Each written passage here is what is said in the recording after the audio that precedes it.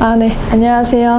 홍대부고 1학년 국어 담당하고 있는 이지윤입니다. 네. 혹시 지금 국어를 듣고 있는 학생의 부모님이 계실까요? 혹시, 준이, 네. 이번에 어떻다고 이야기를 하던가요, 준이가? 조금, 어려웠다고 이야기를 하죠, 아이들이. 그래서 그 이야기를 조금 오늘 자세하게 드릴 건데요. 일단은 수능식 문제와 내신식 문제에 대한 설명부터 드리고 그 다음에 홍대부고 1 중간고사를 이에 맞춰서 분석을 한 뒤에 기말고사가 어떻게 대비될 것인지 이제 말씀을 드리도록 하겠습니다. 일단 수능식 문제는 크게 세 가지입니다. 이제 용어, 작품의 연계, 외부 지문에서 조금 차이가 나는데 조금 자세히 말씀을 드리자면 용어는 단순한 용어를 암기를 했는가를 묻는 질문에서 이제는 용어를 이해했는가를 묻는 질문으로 변하게 됩니다. 그래서 아이들이 옛날에는 예를 들면 수미상관, 직유법 자체의 용어를 외웠다고 한다면 이제는 용어를 풀이한 말, 이것을 어디에 어떻게 빗대어서 혹은 이 표현법은 위와 아래가 어떻게, 통사구조가 어떻게 이런 식으로 자세히 풀이한 말을 이해를 해야 합니다. 그래서 어떠한 말로 나와도 아이들이 이거 뭘 얘기하는 거구나, 무슨 표현법을 이야기하는 거구나 라고 생각하고 찾을 수 있어야 됩니다. 특히나 이제 표현법 같은 경우에는 아이들이 여기를 놓칩니다. 이 효과 부분. 이 효과 부분을 놓치는다는 것은 무엇이냐면요. 선지 구성을 잘 보시면 조금 뒤긴 하지만 여기 순지 구성을 한번 보시면 나는 비속어와 사투리를 사용하여 나의 답답한 심정을 드러내는 장면이 나타난다. 혹은 이 밑에 문제 보시면 유추적 사고를 통해 시상을 전개하고 있다. 혹은 시간의 흐름에 따른 공간의 이동이 나타나고 있다. 계절감을 주는 어휘를 사용하여 시상을 전환하고 있다. 대부분의 선지가 아닌 선지도 섞여 있었지만 두 가지 정보를 판단해야 되는 문제로 나옵니다. 예를 들어서 계절감을 느끼는 어휘가 무엇인지 혹은 실제 사용이 되었는지를 찾아야 하고요. 두 번째는 그걸 통해서 시상이 전환이 되었는지 혹은 이걸 가지고 어떠한 효과가 실제 시에서 나타났는지를 찾아야 됩니다. 근데 이 부분에서 아이들은 주로 효과에 조금 꽂히는 경우가 있어요. 왜냐하면 조금 더 어려워 보이고 조금 더 친숙한 어휘로 나와 있기 때문에 효과에 꽂히는 경우가 있는데 사실은 이 두 개는 나누어서 각각 확인을 해야 되는 조금은 성격이 다른 정보이기 때문에 이러한 접근법을 배우지 않았다면 이러한 수능식 문항에서 조금 어려웠을 수 있겠다라고 말씀을 드릴 수 있고요. 그 다음에 감상용어 같은 경우는 용어에 대한 이해 자체가 굉장히 중요합니다. 그러려면 이제 갈래 이론 전반에 대한 이해도와 암기 이런 것들이 뒤따라야 될 것 같고요.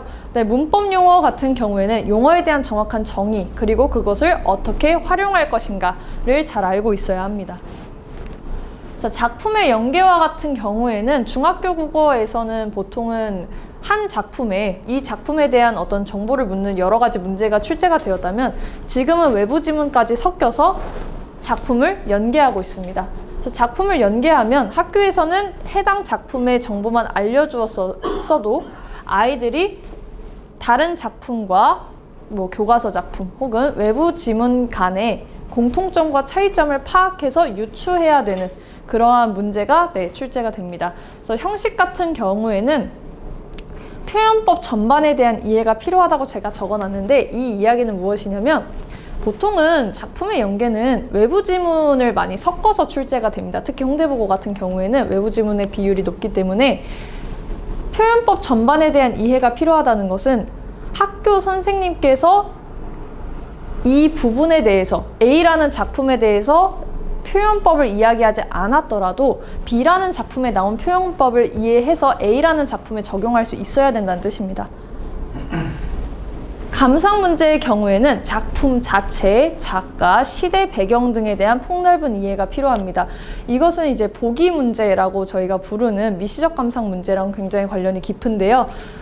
작품 자체에 대한 폭넓은 이해라고 하는 것은 작품을 독해할 수 있는가 이 얘기를 뜻합니다. 그 다음 작가나 시대 배경이라는 것은 큰 줄기로서의 문학사 아니면 문학의 성격, 그 시대의 성격 등을 알고 있어야 풀 수 있다라는 말씀을 드리고 있습니다. 그 다음에 제일 중요한 거는 사실은 앞에 건 다 잊어먹으셔도 됩니다. 이게 되게 중요해요. 수능식과 내신식을 구분하는 결정적인 차이는 답의 근거를 어디에서 찾는가입니다. 수능식의 문제 같은 경우에는 답의 근거가 항상 보기, 선지, 지문 안에 있습니다. 문제 안에 있어요. 객관적인 근거를 이 친구들이 찾아서 판단을 할 수 있어야 돼요. 근데 내신 같은 경우에는 뭐가 제일 중요하냐? 선생님이 하신 말씀이 제일 중요해요. 어떠한 정보나 선지가 있더라도 선생님께서 무엇이라고 얘기하셨고 교과서에 뭐라고 써있고 프린트에 뭐라고 써있는지가 훨씬 중요합니다. 그렇지만 수능식은 그렇지 않아요. 그래서 이 두 개를 혼동하는 친구들이 보통 어떤 실수를 많이 저지르냐면요. 어머니들 혹시 그런 이야기 들어보신 적 없나요? 이제 아이들이 준이도 약간 이렇게 얘기도 하던데, 아니 문학은 감상자에 따라서 감상이 달라질 수 있는 건데 왜 저한테 이 답을 강요하나요? 이런 이야기 한 적 있지 않나요? 아이들이. 그러니까 그런 이야기를 하는 이유가 아이들이 이 두 가지 문제를 혼동해서 그럽니다. 내신식 문제와 수능식 문제를 혼동해서 그러는 건데, 내신식에서는 선생님께서 A는 A야, 이거는 B야 이렇게 대답하면 그냥 A구나, B구나를 외우고 이해하고 하면 되는 그러한 문제였습니다. 근데 수능에서는 가장 적절한 걸 골라야 돼요. 제가 이따가도 말씀드리겠지만 가장 적절한 거란 뜻은 제일 덜 틀리고 제일 맞는 문제를 선지를 고르라는 뜻입니다. 그러니까 답이 수능식 어떤 문제에서는 절대적이지 않다는 말씀을 드리고 있는 겁니다. 내신식에서는요, 답이 절대적으로 딱 나와요. 수학처럼 이게 답이야 이렇게 고를 수 있게 나오는데, 수능식에서는 어떻게 보면 1번도 맞고 어떻게 보면 3번도 맞아요. 그렇지만 그 중에서 가장 적절한 걸 혹은 가장 적절하지 않은 걸 골라야 하는 겁니다. 이 얘기인 즉슨 조금 더 객관적인 근거를 찾아서 대입을 해서 뭐가 더 틀리고 뭐가 덜 틀렸는지를 파악할 수 있어야 된다는 뜻입니다. 그러니까 이런 부분들은 사실은 훈련이 굉장히 많이 필요합니다. 그리고 실제로 홍대부고는 최저를 많이 맞춰서 가는 학교 중에 하나이기도 해서 이러한 훈련은 조금 1학년 때부터 많이 돼 있을수록 좋다라고 말씀을 드리고 있고요. 자, 내신식 문제는 사실은 같은 얘기를 3번이나 써놨어요. 선생님이 강의한 수업의 용어를 기억하고 있냐, 학교에서 말한 내용을 답으로 고를 수 있냐, 한마디로 학교에서 뭐라고 했는지 절대적으로 골라라 정도라고 생각하시면 될 것 같습니다. 자, 이제 출제 경향 제일 궁금하실 것 같은데, 보시면 아까 저희가 위에서 말했던 수능식, 내신식 문제로 이제 제가 구분을 해놨습니다. 그래서 수능형 문제와 내신형 문제 비율 보이시나요? 수능형 문제가 54.16%, 내신형 문제가 45.83%. 그러니까 사실은 24문제 중에 13문제가 수능형, 11문제가 내신형 문제였다고 보시면 됩니다. 근데 사실은 이게 큰 의미가 없어요. 오히려 이쪽이 조금 더 의미가 있을 것 같아요. 그래서 이 내신식 문제를 다시 4가지 유형으로 나눴습니다. 표현상의 특징, 감상, 선혼, 수령, 기타. 그래서 사실은 기타도 그냥 어떠한 그러니까 되게 일반적인 내신식 문제라고 생각하시면 될 것 같아요. 그랬을 때 굉장히 고르게 분포하는 거 보이시죠? 뭐 둘, 셋, 셋, 셋 이런 식으로 굉장히 고르게 분포를 한다면 이쪽 보시면 아시겠지만 표현상의 특징이 압도적으로 많습니다. 감상 문제는 사실은 이게 그래프가 이렇게 보여서 그렇지 문제 수가 별로 되지 않기 때문에 표현상의 특징이 압도적으로 많다라는 것을 알 수 있습니다. 실제로 학교 선생님께서도 표현상의 특징을 수능형으로 내겠다라고 이야기를 하셨고, 그 다음에 이 전체적인 어떤 시험에서 제가 눈에 가장 띄는 게 무엇이냐라고 물어보신다면 갈래별로 표현상의 특징 문제가 한 문제에서 2문제 이상 출제가 됐습니다. 각 작품마다 출제가 됐고요. 그리고 이거는 굉장히 수능식으로 출제가 됐습니다. 그래서 아이들이 신중하게 판단하지 못한 경우에는 굉장히 많이 틀렸던 걸로 알고 있습니다. 그 다음에 이제 선운 수령, 이제 밑에를 보시면 교과서랑 외부 지문인데 이것도 되게 의미가 있습니다. 그래서 교과서 출제와 외부 지문 출제인데 교과서 출제가 조금 많긴 하지만 여기서 보셔야 되는 건 교과서가 거의 외부 지문만큼 출제가 됐다. 외부 지문이 거의 교과서만큼 출제가 됐다는 부분입니다. 교과서 출제 문제에서는요. 90%가 내신식 문제고요. 한 문제만 수능식 문제였습니다. 딱 한 문제만 수능식, 나머지는 다 내신식 문제였습니다. 근데 이제 외부 지문에서는 수능식 문제가 압도적으로 많은 걸 보실 수 있습니다. 그러니까 이 이유는 수능식은요, 조금 공정한 시험이에요. 공정한 문제고. 왜냐면 어떠한 다른 자료를 많이 보지 않았어도 답이 이 안에 있기 때문에 이 안에서 답만 잘 찾으면 풀 수 있는 거예요. 그래서 웬만하면 많은 학교들이 외부 지문은 수능식으로 내는 경우가 많습니다. 근데 여기서 이제 저희가 알아야 될 거는요. 외부 지문이 저렇게 많으면요. 아이들은 압박감을 느껴요. 당연히. 왜냐면 학원에서도 제공하는 이런 자료들이 교과서만큼 충분하진 않습니다. 그러니까 학교만 다니는 애들은 어떻겠어요? 사실은 진짜 이번에 외부 지문 되게 많았어요. 만원사 이런 것도 있고 항상 홍대부고가 하는 그런 고전시가 그 다음에 현대시 여러 편 애들 그거 자료 혼자 못 구하거든요. 안 그래도 그런데 이런 상황에서 수능식으로 내면 아이들 첫 시험에서 멘탈 엄청 깨집니다. 아 뭐야 왜 이렇게 선지가 길어? 선지가 많아? 왜 이렇게 판정해야 될 게 많지? 하다가 끝나요. 왜냐면 아직 얘네들은 수능식으로 사고를 훈련하지도 않았는데 외부 지문에서 이만큼 나온 거예요. 걔네 입장에선 거의 청천벽력이죠. 그러니까 선생님들이 분명히 그런 얘기 하실 거예요. 그러니까 이 정도 어려운 건 아니었는데 애들이 너무 못 봤다. 그렇게 얘기하실 건데 맞아요. 그렇게 막 난이도 자체가 평소에 비해서 엄청 어려운 편도 아니었습니다. 문제가 좀 지저분하긴 했지만 어려운 편은 아니었어요. 확실히. 근데 아이들이 못 본 거는 이러한 구조 때문이다 라는 것을 조금 알고 사실은 홍대부고는요. 공부를 열심히 하는 건 당연히 중요하죠. 공부를 열심히 하는 건 당연히 중요하지만 문제풀이나 시간관리 같은 부분에서도 시험을 운영하는 방법에 따라서도 등급이 굉장히 첨예하게 갈립니다. 특히나 이렇게 이런 말씀 드리면 조금 그렇지만 녹화도 하고 있고 홍대부고는 상위권 친구들과 중위권 친구들이 거의 없어요. 중간이 비어있는 상태예요. 하위권이에요. 그러니까 1, 2, 3등급이 거의 차이가 안 나요. 자기들끼리 격돌을 하고 있고 거기서 밑에 친구들은 또 재밌게 놀고 있어요. 중위권이 없는 상태예요. 그래서 사실은 변별력이 조금 더 필요한데 이번에는 선원 수령 같은 경우에도 선생님이 다 알려주셨어요. 학교에서. 그렇기 때문에 조금 더 변별력이 없다는 부분에서 아이들이 더 이렇게 성적이나 등급을 받아왔을 때 힘들다고 느끼지 않았을까라고 생각을 하고 있습니다. 왜냐면 이 수준별로 변별력이 잘 갖춰진 문제라면요. 아이들이 내 등급이 이 정도고 내가 이 정도 풀 수 있구나 이렇게 느끼는데 굉장히 상위권은 쫙 풀 수 있는 문제, 하위권 풀 수 있는 문제를 만들어 놓고 중위권이 풀 수 있는 문제는 거의 없었어요. 네. 그래서 이런 구조였기 때문에 1, 2, 3등급 친구들 혼내실 필요 없어요. 그 친구들도 되게 최선을 다했는데 이제 또 바보같이 실수 하나 하면 등급이 완전히 뚝뚝뚝 떨어지고 이러한 일이 많이 발생을 했었을 거라고 생각이 듭니다. 그래서 표현상의 특징 유형을 보시면요. 저는 솔직히 굉장히 분노했어요. 이거 보고 이런 문제가 너무 많이 나왔어요.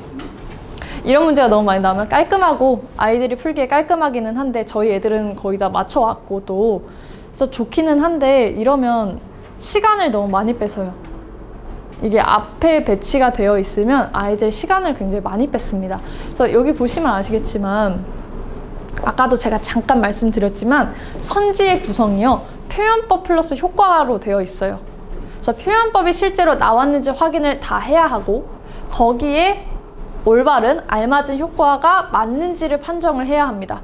근데 이걸 훈련하지 못한 친구들이 가서 이 문장 너무 길죠? 선지가. 이걸 통으로 느낌으로 기억해요. 애들은. 그리고 지문을 쫙 읽고 그 느낌으로 기억한 것을 다시 판정하려고 돌아와요. 그러면 어떤 일이 발생하냐면요. 또 읽어요, 애들. 여기서 또 읽고 또 가서 보고 아 진짜 그런가 고민하고 있어요. 아마 시간 많이 뺏겼을 겁니다. 처음 보는 것 때문에. 네. 시간이 많이 뺏겼을 거라고 생각이 들고요. 그 다음에 이제 표현법 같은 경우에는 이 앞에 나온 전반부 부분에는 객관적인 근거를 찾아서 접근하는 연습이 필요하고요.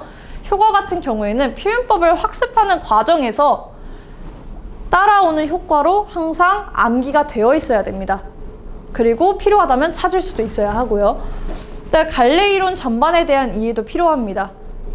이번에 보니까 표현법을 굉장히 좋아하세요, 선생님께서. 그래서 갈래 이론 전반에 어떠한 표현법이 쓰이고 그것들이 각각 어떠한 효과를 낳는지 확인을 해주셔야 될 것 같습니다. 감상 유형 같은 경우에는 좀 내신식 문제와 수능식 문제가 좀 많이 혼재가 되어 있었습니다. 그래서 이제 총 9문제인데 그 중에서 6, 10, 14번은 내신 문제였고요. 5, 9, 17, 18, 19, 20번은 수능식으로 출제가 됐습니다. 네, 그래서 혹시 아들 시험지 보시나요? 보시나요? 14번 맞은 친구 있을까요? 14번 동짓달 기나긴 밤 14번 맞은 친구 있을까요? 그쵸. 아마 거의 다 틀렸을 거예요. 왜냐면 아이들 공부를 열심히 해서 그랬을 거예요. 이게 지금 1등급 받은 친구의 시험지예요. 지금 저희 학원에서. 근데 병정이 어떻게 보면 실제적으로는 모순되는, 상충되는 말이기 때문에 둘 중 하나만 답이에요. 그래서 준이 같은 경우에도 똑똑하게 그럼 둘 중 하나만 답이네? 그러면 같이 들어가 있는 거 다 지워야지 이러고 이제 시작을 한 거예요. 굉장히 똑똑하게 풀이를 한 건데 이제 아이들이 이의 제기를 했다고 저도 들었어요. 이의 제기를 했는데 학교 선생님께서 어쨌든 프린트에 나와 있는 말이니까 바꿔주지 않겠다라고 이야기를 하신 걸로 기억하고 있어요. 그러니까 이러한 감상 문제는요. 감상 문제는요. 애들 말이랑 똑같아요. 주관적이에요. 출제자도 주관적이에요. 귀에 걸면 귀걸이, 코에 걸면 코걸이에요. 그렇기 때문에 내신식 문제로 나올 때는 애들이 어떻게 해줘야 되냐면 우리 쌤이 뭘 좋아했지? 무슨 용어를 썼지? 무슨 말을 했지? 프린트에다가 뭐라고 했지? 맨날 뭐라고 했었지? 이것을 강조했던 이야기들을 좀 찾아주는 게 좋고요. 수능식 문제라고 생각을 했을 때는 제가 아까 말씀드린 것처럼 지문에서 객관적인 근거가 어디에 있고 이 근거가 무엇이고 일치하는지 불일치하는지 어떤 게 더 틀리고 어떤 게 덜 틀렸는지 이것들을 판정할 수 있어야 됩니다. 그러니까 감상 문제가 사실은 조금 어려운 학교들에서는 감상 문제가 킬러로 많이 나와요. 근데 이 14번 같은 경우에는 제가 항상 학교 선생님들 존경하지만 이건 조금 아이들을 혼란스럽게 만들 수도 있었다라고 생각이 들고요. 특히나 이번에 저는 되게 충격을 받았던 것 중에 하나가 잘못된 학생을 고르시오예요. 보통 이런 문제 유형은 옳은 애들 다 고르잖아요. 아마 이런 거에 낚인 친구들 굉장히 많았을 거라고 생각을 합니다. 그러니까 이런 식으로 잘못된 학생을 고르라는 이야기가 되게 많아요. 틀린 애들 골라라. 틀린 애들 2개 골라라. 애들 입장에서 틀린 애들 2개 고르라 하잖아요. 그러면 멘붕이 와요. 맞는 거 하나 고르는 게 사실은 틀린 거 하나 고르는 것보다 쉬워요. 근데 틀린 애가 2이나 있대요. 그럼 애들이 거기서 멘탈이 완전히 망가지는 거예요. 뭐지? 그게 불안해요, 계속. 다른 걸 이제 풀면서도 마음은 거기가 있어요. 3번, 4번일까? 3번, 2번일까? 2번, 3번일까? 3번, 4번일까? 계속 마음은 거기에 가 있는 거예요. 그러니까 문제의 구성이 사실은 굉장히 내신틱하고 조금 아이들 시간 뺏고 멘탈 흔드는 식으로 많이 출제가 되었다라는 것을 조금 알고 계시면 좋을 것 같습니다. 그래서 이제 선원 수령 같은 경우에는 어머님도 혹시 아시나요? 아이들이 집에 가서 이야기를 하던가요? 이 3개 다 학교에서 알려주셨습니다. 답까지 정확하게. 조건과 답안, 문제에 완벽하게 알려주셨어요. 근데 저는 이게 무슨 의미인가 싶어요. 이래서 변별력이 없어졌어요. 3문제.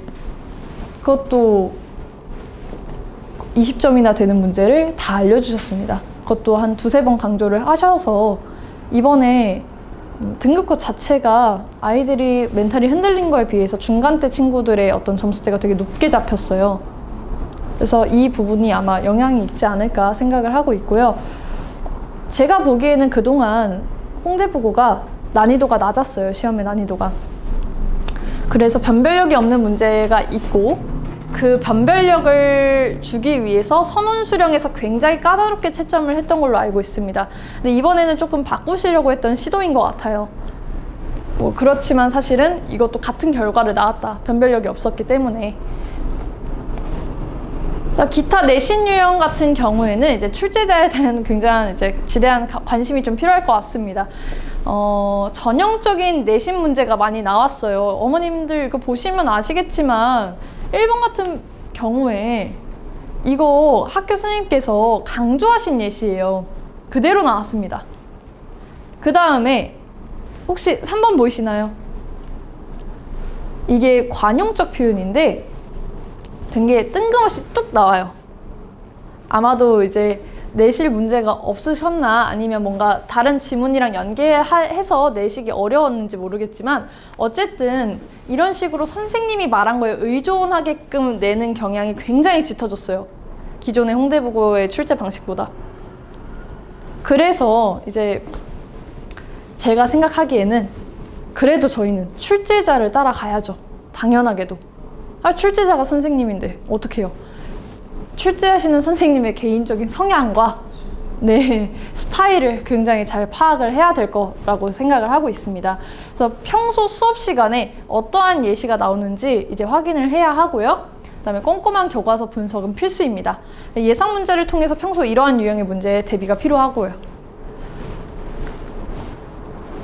그래서 저희는 기말고사 대비를 이렇게 합니다. 이거는 이전에 이제 중간고사 때 대비를 했던 모습인데요. 아이들 필기할 때마다 각 친구들 프린트를 다 걷습니다. 그래서 제가 취합을 해서 다시 프린트로 만들어서 아이들에게 돌려주거나 아니면 직보나 그 전에 이제 총정리를 할 때 이런 부분 중요시 하신다, 이런 부분 좋아하신다 라는 것을 다시 한번 짚고 넘어갑니다. 그래서 이번에 이런 어떠한 분석을 통해서 굉장히 적중률을 많이 올리기도 했습니다.